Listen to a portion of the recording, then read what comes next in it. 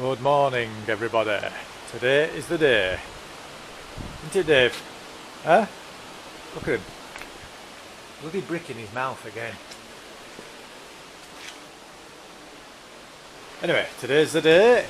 I'm going to start stripping the Thunderace down. And I'm going to take it up in my shed,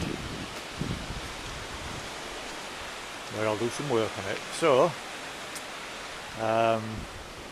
let me just get around here. First of all, I just bought a paddock stand off eBay for 29 quid, and the bobbins as well for 8 quid or something. So that'll make it a bit easier to work on when it's in shed. So the plan is, I'm going to strip it down. I'm going to replace all the bearings in the wheels, replace the fork seals, have a look at see if I can get some new springs for the front forks, put new oil in. I'm going to replace all the bearings in the swinging arm. I might get the shock reconditioned, or I might save up and buy another shock. I won't mind an OHLINS. I did a Thunderace once when that had an OHLINS on.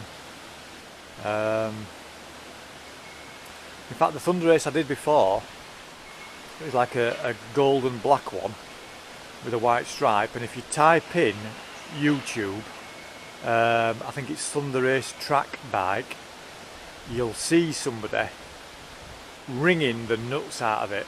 This is, I think this was about a year and a half after I sold it, so I don't know who the hell it was or where they are, but they were thrashing the tits off it, just stood there, and it was backfiring, smoking and all sorts. That was the bike I built, and that had a 1040 big bore in it. It had some Yoshimura fast road cams, a Thunderace 4x1 exhaust, 39 FCR flat sides. It had YZF 750 front end, and it had an OHLINS shock, but I think the person who bought it off me removed all the shock absorber and then resold the bike on then, I don't know.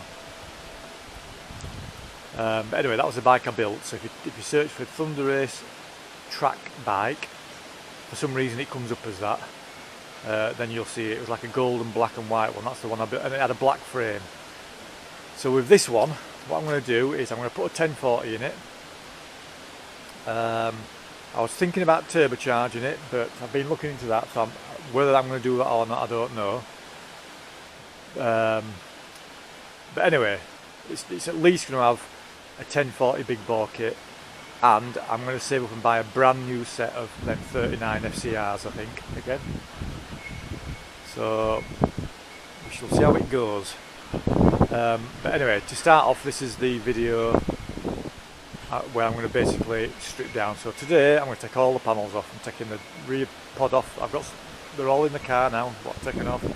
The tank's coming off, the front end's coming off, sorry, the front cowl with the clocks and stuff. And I'll possibly take the radiator and the exhaust off today. Depends if this weather holds up or not. So anyway, I'll update you in a minute.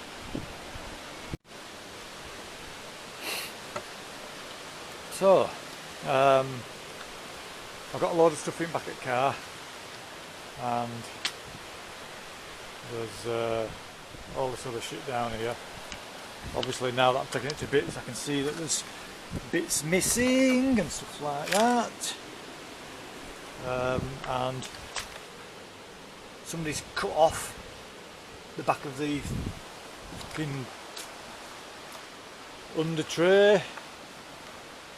So what I'm doing now is I'm trying to make the bike as light as I can, because this has got to go in my shed at top of the garden. I'm going to have to wheel it up there. I can't take the radiator off just yet, because it's obviously full of anti-cool, and I've no tub to let it drain into, which has pissed me off a bit. Well, actually, I tell a lie, I've got a water can in there, but I use that for camping. But shall I do it? Shall I down it? Oh, I don't know.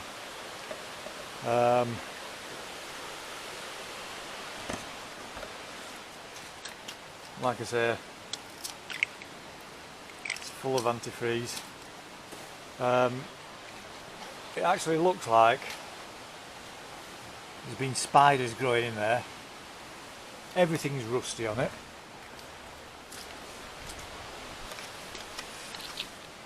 So there's loads of stuff that's rusty. A lot of the aluminium's corroded, so I think it's been dumped somewhere in a bloody barn or something like that, or whatever. You know what I mean? But anyway, the wheel, I've actually, to get it to spin by hand like that, I've had to loosen the rear wheel nut off.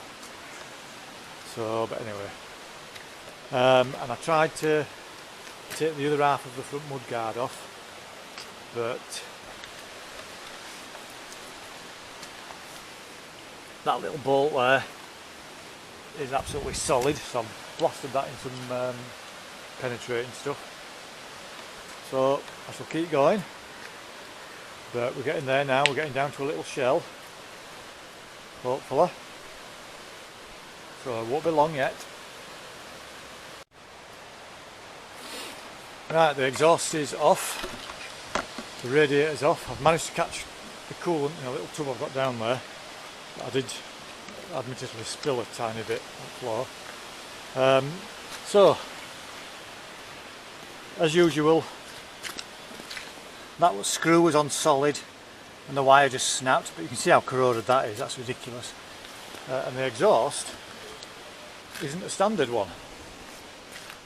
So somebody at some point put a 4-into-1 on.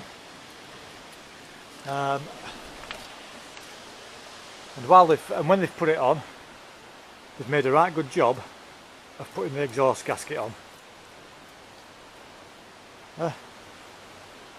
So, and the other thing they've done is they left the X-up valve thing just hanging there. So, cowboys. So we're getting there now. I might leave the carburetors on because I think they'll be safer on the bike than they will off the bike, to be honest with you.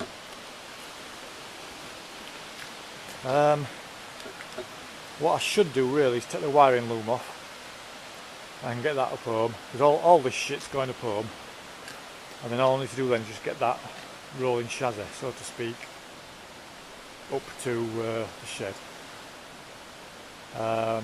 I've forgotten my chain breaker, so I can't take the chain off. But anyway, oh, that's the other thing as well. Look at this. Right, big long fucking tube.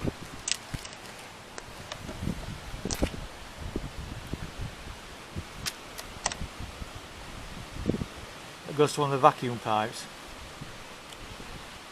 What the fuck is that about? I'm not surprised it was running a bit rough. But anyway. So yeah. So I might just take the wiring loom off. And then, like I say, I can get all that lot then up home, in shed, up in the loft part, out of the way, and then concentrate on getting this actual rolling chassis up then. So I'll probably do another 2-minute video just when I've packed up.